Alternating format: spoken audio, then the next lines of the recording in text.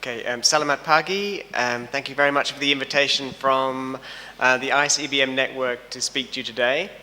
And I particularly wanted to note and thank the local Jogja team who have been wonderful hosts for us this week. We've had a fantastic time. It's been hard work, but it's been a lot of fun. So I wanted to thank Deti and Deti's fantastic support team for looking after us so well. What I'd like to talk about today is about Cochrane reviews for developing countries. And I'm, of course, come from Australia, so my ability to explain and to describe relevance to developing countries is perhaps a little bit limited, but I wanted to explain and describe some of the initiatives that Cochrane is doing to provide resources for low and middle income country settings. In thinking about the question in relation to developing countries, what struck me, and indeed the earlier presentation from Prof. Chandra Yoga, is that we have a lot more that unites us than divides us. It's important that we don't gloss over differences between wealthier countries and poorer countries when it comes to health. But in fact, a lot of the issues that you face here in Indonesia are also the same issues that we face in Australia. So we too have escalating healthcare costs. We've got widening social and economic inequities. And a lovely quote, I think, from Margaret Chan here from the WHO is that the world will see a growing number of rich countries full of poor people. Equality and inequity is something which is very much part of the health debate in Australia. There are the threats of emerging diseases caused by climate change and other sort of internationalization. And both wealthier countries and poorer nations are having to cope with aging populations, a greater urbanization, and the health effects of changing lifestyles, particularly in non-communicable diseases. So lots of these issues are common to both wealthy countries and poorer countries.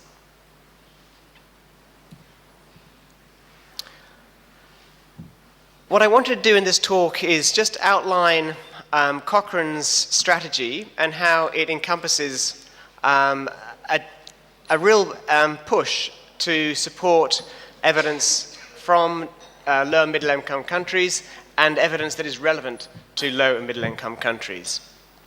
I'm going to focus on a couple of our goals around producing evidence and accessing reviews.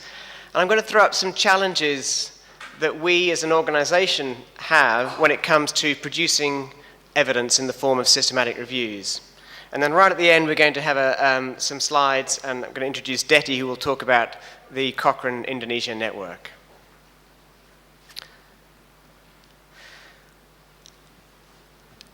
Just to go back 20 years, and what the focus of Cochrane was back in those early days. This is a picture of Archie Cochrane, the founder, or the person who the Cochrane collaboration is named after. And he suggested that it would be a great benefit to the medical profession if all of the results of all the clinical trials could be collected and summarized and be better used to inform healthcare decision-making. That was his challenge to the medical profession, which Ian Chalmers, an obstetrician working in Oxford in the 1980s, took up with enthusiasm and rigor. And so Ian Chalmers, he's the founder of the Cochrane Collaboration, an organization that established in 1993. So the focus very much for Cochrane in its early years was about producing evidence in the form of systematic reviews. So we had the forerunner of the Cochrane Library was the Oxford Database of Perinatal Trials, which complemented this very landmark book of effective care in pregnancy and childbirth, which categorized by intervention, interventions that were effective, interventions that were harmful, and those where there was a degree of uncertainty. This led in 1994 to the Cochrane Database of Systematic Reviews. It was published on 3.5-inch floppy disks. It contained about 45 systematic reviews, and that was where we began all those years ago. Moving forward 20 years, we have the Cochrane Library, a well-known resource, widely used in research, in practice. Its academic publication has an impact factor of 6. It now contains over 6,000 full systematic reviews and another 2.5 what we call protocols, reviews in progress. So it's an immense effort. And as you can see here, the number of reviews has grown from those early days in the mid-90s up to around about, as I said, 6,000 reviews now. So the output of the Cochrane collaboration represents the collective efforts of around about 20 to 25,000 authors who around the world have participated in this endeavor. But about sort of 4 or 5 years ago, when the number of reviews began to increase and we had a body of evidence that was available to be implemented into practice, we realized we needed to make much more effort on getting those reviews used and making an impact and making a difference in clinical practice and in health policy. And 2 years ago, we appointed a new CEO, Mark Wilson, who comes from an NGO background, was previously with the Red Cross, and before that was a journalist. And he is leading this transformation. He's getting us as an organization to think much wider than just producing evidence, but how do we make sure that evidence is used to inform policy and practice? One of the first initiatives that Mark undertook was to undertake a strategic planning process. So we have, as Sally mentioned, this roadmap for the next 6 years, our strategy to 2020. And it came about through a collaborative process, an organization-wide process that developed our four goals. So our vision, as Sally has mentioned, is a world of improved health, where decisions about health and healthcare are informed by high-quality, relevant, and up-to-date synthesized evidence. How we go about delivering on that vision is our mission. So it's to promote evidence-informed decision-making by producing high-quality, relevant, accessible, systematic reviews. So it's about making sure that that effort in producing those reviews is not wasted, that we demonstrate that there is a value to our funders and that there is impact in our efforts. So I just wanted to focus on goal 1, which is around producing evidence, and goal 2, which is about making that evidence accessible.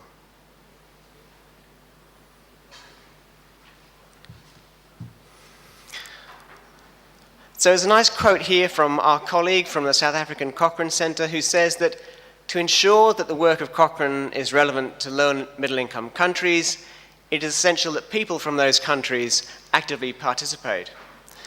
And, Cochrane is a global organization. It's international, and it wants to have representation and be inclusive of all countries.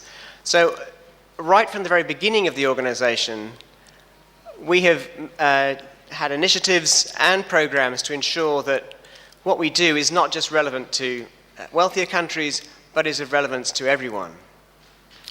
So these are some of the Cochrane reviews that, if you went to the library, you would be able to find. And these mostly relate to public health, but I put them up there partly as a way of demonstrating that Cochrane is much wider than just producing systematic reviews of randomized controlled trials of medical interventions. That's kind of like an old perception of Cochrane. We really are trying to address health problems in all settings, but all types of health questions. And as you can imagine, some of these reviews are not simple. They're very complex in terms of their content and how you analyze and synthesize this information. But all of these reviews will have been prepared by people who live in low and middle income country settings. So Cochrane has around about 25,000 authors. I'm not sure of the current figure. We have authors who are active in over 100 countries around the world. And the proportion of those authors who come from low and middle income countries is growing. And I think it's one of Cochrane's great successes that he's been able to involve authors from such a wide range of countries. So over a quarter of Cochrane authors come from developing countries. Several groups, and Sally mentioned the Cochrane Infectious Diseases Group and the Effective Practice, an organization of care group, they have specific focus around producing reviews that are authored by, but also relevant to, low and middle income country settings. This is just an example of a review that was published in the Cochrane Library last week, looking at interventions or community-based interventions for informing and educating about childhood vaccinations and what impact those interventions have on the vaccination outcomes. So you can see there's something of relevance to everyone in the Cochrane Library.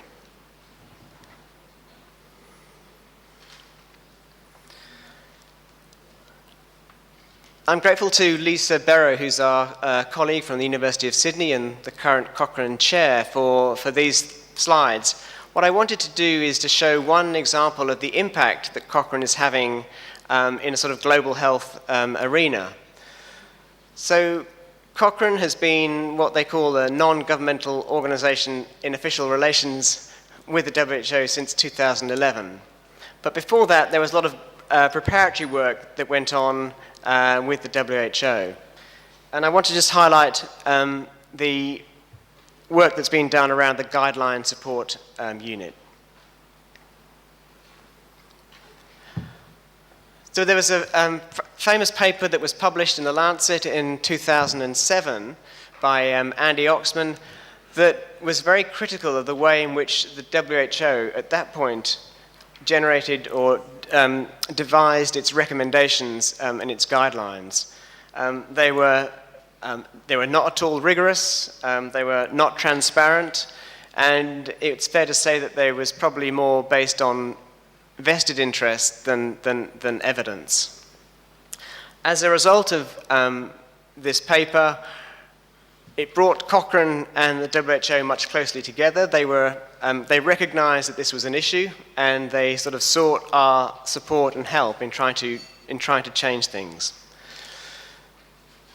So this is a paper that was published last year that had a look at 10 guidelines that had been published before the guideline review committee was set up. This committee was set up in 2007 in response to that Lancet paper, and a sample of 10 guidelines that had been published after the committee had been set up. And really the bottom line is that in all areas of the criteria that we assess guidelines, there's been a substantial improvement in the WHO's use of evidence to support its guideline recommendations, particularly in the areas of the rigor in development and also editorial independence.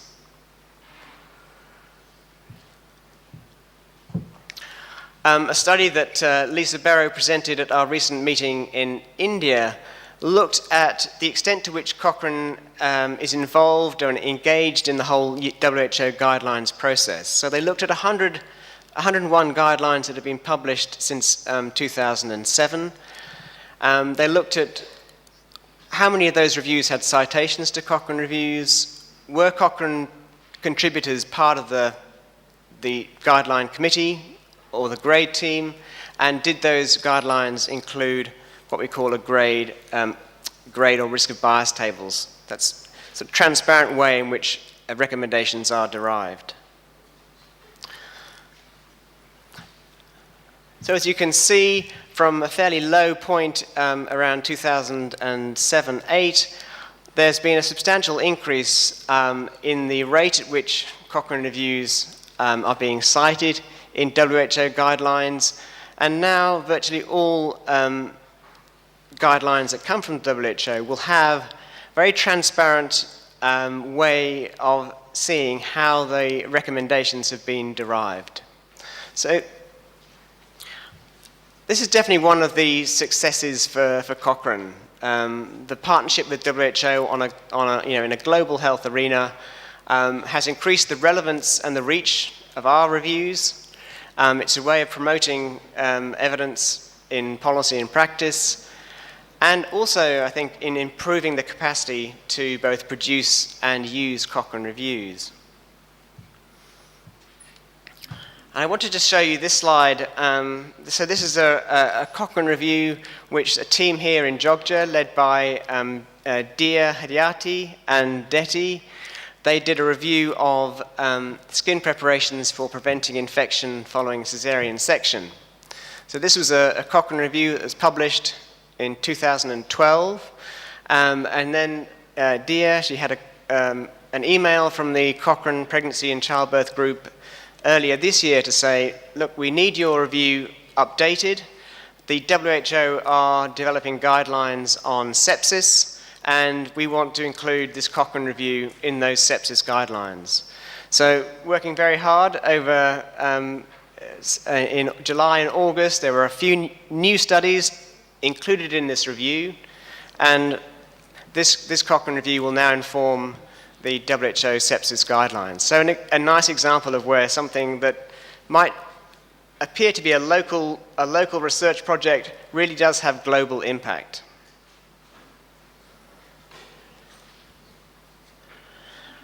I'm going to skip that slide in the interest of time. Just some other ways in which Cochrane has become much more mainstream, certainly in Australia and UK and other places.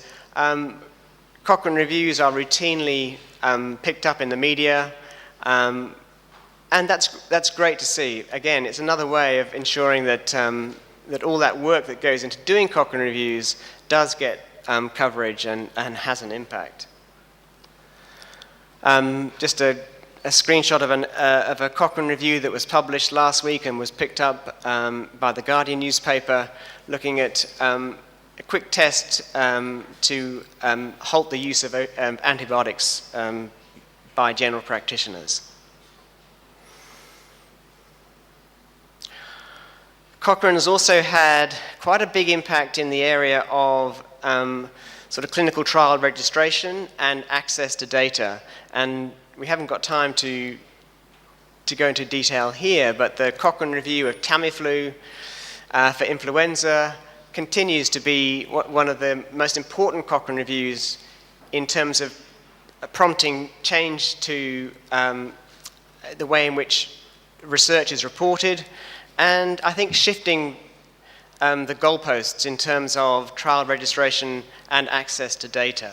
So Cochrane is one of the founder members of the All Trials Network, which campaigns that all trials are reported and all results made available.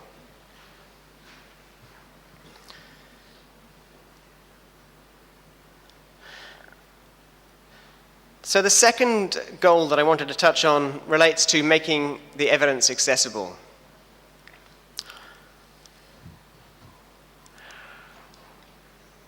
Cochrane has pledged to make all of its reviews open access by 2020.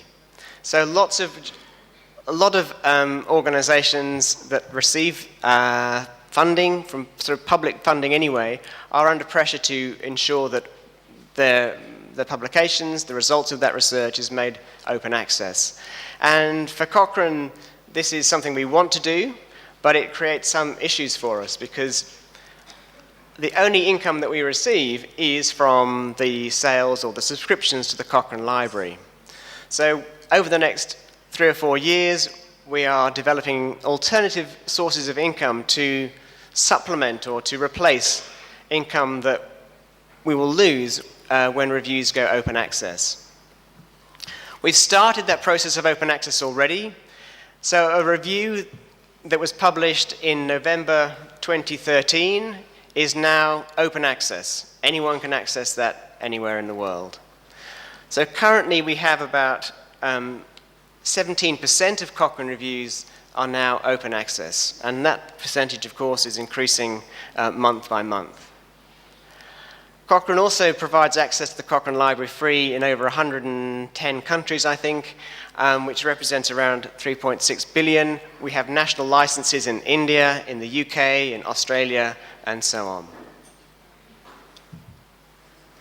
But access in terms of being able to read or to look up a Cochrane review is one thing.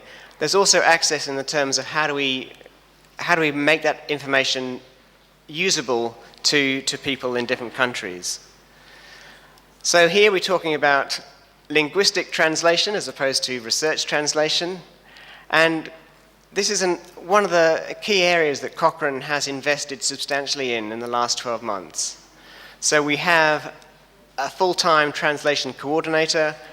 We invested in a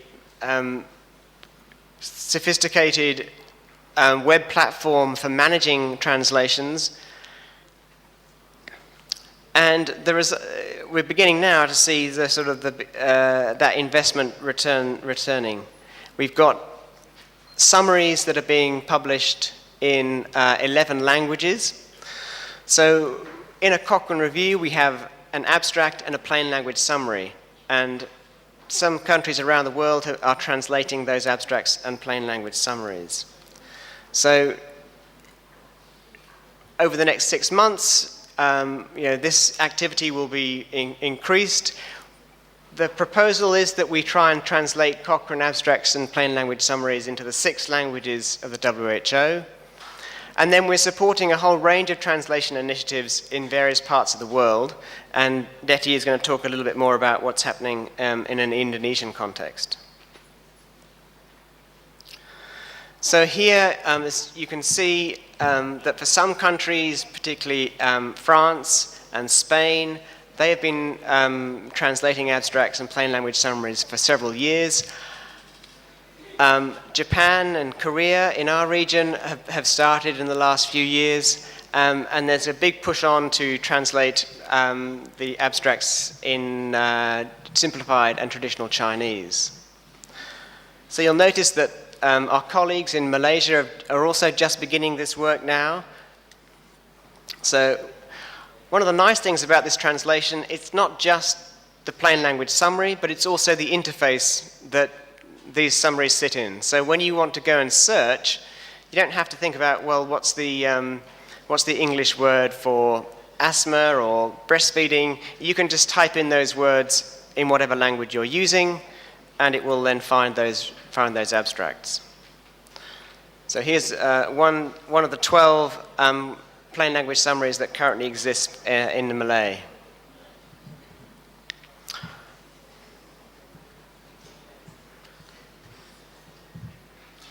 So Cochrane has a lot to celebrate. It's achieved a lot in its 20 years in terms of providing access to reviews and increasing the number of Cochrane reviews. But systematic reviewers and Cochrane as an organization face many challenges. This is a quote from Ian Chalmers that's now, I think, over 25 years old. And he said there, in relation to the Oxford Database of Perinatal Trials, that it will include a library of trial overviews, which will be updated when new data become available. And that's what Cochrane tried to replicate. But it is an enormously challenging task to keep up to date with the volume of research evidence and research that gets published. And we need to think of different ways of how we achieve this vision. So some of the challenges, this slide will be familiar to some of you, I know, but this demonstrates a complete opposite to systematic reviews. Here we have the cost of sequencing the genome, and you can see back in 2001, the price tag was $100 million. And look how amazingly fast this has now come down. So you can sequence in, it's less than $10,000, and I think much less than that now, I think. Moore's law is around computing power, and so computing power doubles every 2 years. If you think about systematic reviews, virtually any variable you choose to take, whether it's the time it takes to produce them, the complexity, or the cost, and the line is going in the complete opposite direction. It's unsustainable if we want to use research synthesis to inform policy and practice. We need to tackle this situation. We're also, of course, faced with a huge explosion in research output. I know that in Indonesia there's great emphasis on publications, and you think of countries in China, India, also wanting to massively increase their research output. So this has implications for the poor systematic reviewer that tries to make sense of all of these studies. So this is probably an underestimate.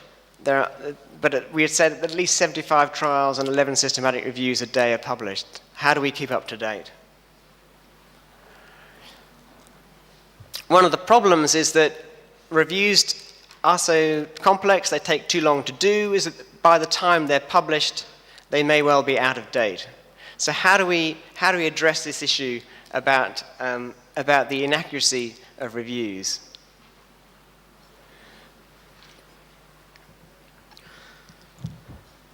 So we're often sort of faced with a choice between having very, very comprehensive but potentially out-of-date reviews, or up-to-date evidence but potentially incomplete. The process by which we do reviews is also archaic. This is you don't need to look at the detail, but a flow diagram of all the interactions that take place between a reviewer, his co-reviewers or her co-reviewers, and the Cochrane group. Those interactions might be by email, by Skype, by phone call. They might be recorded on Word documents, in Excel files, in RevMan documents. It's a complete mess to try and make any sense of, and it's very, very inefficient. In addition, Cochrane faces some issues around competition from other groups and other organizations that produce systematic reviews. Maybe 5 or 6 years ago, Cochrane was still the dominant producer of systematic reviews. Now it's potentially around about 10% of reviews are published by Cochrane, and all other systematic reviews are non-Cochrane reviews. So that for us, it's a challenge to us. How do we address that issue? So these are, just to summarize, some of the challenges that we face in producing reviews that are up to date and of high quality. We need to improve the time it takes. They need highly skilled individuals, so we need to have great training. The systems we use to manage reviews are inefficient, and the user experience is less than satisfactory. So I just wanted to finish up with some issues around what Cochrane is doing in innovation. So from the beginning of next year, Cochrane has its own support tool for managing reviews. So anyone who does a Cochrane review is able to use an automated web platform to integrate all of the steps involved in doing reviews. A much more user-friendly system. The second area that Cochrane is investing substantial sums is around data linking. At the moment, our Cochrane reviews are like individual containers, and we've got 6,000 individual containers in our library, and we don't have a very good mechanism for sharing data between reviews. So big data is a big thing in many parts of the world, and Cochrane is getting on board in trying to make sure that its reviews, instead of remaining in silos, we can share that information about trials from different reviews. If we want to pick out information relating to a particular setting and a particular intervention, we can find that information without having to redo the review. It means that Cochrane is going to be much more able to integrate with things like electronic health records, with clinical practice guidelines. There's going to be a seamless flow of data between these different types of output. So this is something which Cochrane, and in partnerships with other evidence synthesis organizations, is really focusing on in the next 2 or 3 years. What we hope is that we'll end up with what we call living systematic reviews, that as evidence is published, that evidence can be very easily assimilated into the existing body of evidence. And then, the systems which feed from the review, whether it's a guideline, the electronic health record, can again be very quickly and easily updated. So this work that our colleague Julian Elliott at the Australasian Cochrane Centre is leading. The final area of innovation is around participation. So Cochrane has a goal to be inclusive, to harness the enthusiasm and efforts of individuals wherever they are in the world. And so we want to be able to provide opportunities for people to contribute to Cochrane. So there's a lot of reviews that have been done. There are still reviews to do. There are a lot of reviews that need updating. So we need a lot of committed and highly skilled people to help with that process. You can't see the details of this diagram, but we're beginning to think about how we might change the way we produce reviews. So we want to get away from an individual review being authored by an individual team, and instead begin to think about networks of reviews. And those networks might have 20, 30, or 40 people that contribute to keeping that body of evidence up to date. And those people will have opportunities to get involved from wherever they are in the world. And I think this is a way in which we can provide opportunities for people who want to get involved in Cochrane. Again, this is work that we'll be doing starting in January next year. Cochrane has just announced a very significant investment in training, and so one of the things that we want to do is, when we provide opportunities for people to get involved, that they have the necessary training and support for them to do so. And we've got a very ambitious training and support strategy that's just been funded. Lastly, on participation, crowdsourcing is a very popular way now of getting research done in some scientific areas. In Cochrane, we've had this thing called the MBase project, which is using crowdsourcing to identify reports of trials from the MBase database. So I think 700 people around the world have contributed to this project. They've screened over 80,000 abstracts and identified, I think it's now 4,500 reports of trials. So that's all volunteer effort that has been done in this project. And a lot of the translation coordinators are looking very with keen interest at this project to see whether crowdsourcing can be a way in which the translation effort can be done. So, sorry I've taken up too much time. I've got a few slides on Cochrane Indonesia, and then I'm going to hand over to Detti. So for us, the Australasian Cochrane Centre, it's been our pleasure for many years to support activities in the Southeast Asia and East Asia region. We are lucky enough to have wonderful colleagues in all parts of the region, and we have branches in New Zealand and then all the way through Southeast Asia and up into Korea and Japan. And at the moment, Indonesia we call a network, and we hope that in the next 6 months, Indonesia will become a sort of formal branch and recognized by the Cochrane collaboration. And it would be well deserved if that was to be the case. I don't think I need to go through that. Last slide is really just to illustrate the level of review activity in the region. And Indonesia started from a low base in 2005 when we ran our very first Cochrane workshop with Deti and Hakimi. But as you can see, slowly there is more interest in getting involved in Cochrane, and we now have 16 reviews and protocols that are coming out from Indonesia.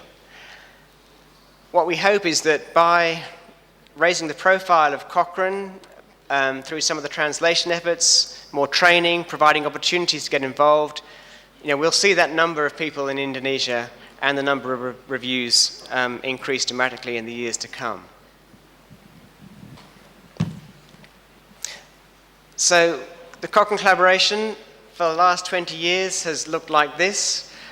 From January next year, we have a new logo, and in time, we hope that we can add to these logos, we can add a Cochrane Indonesia.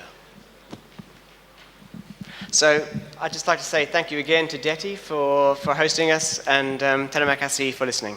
Thank you.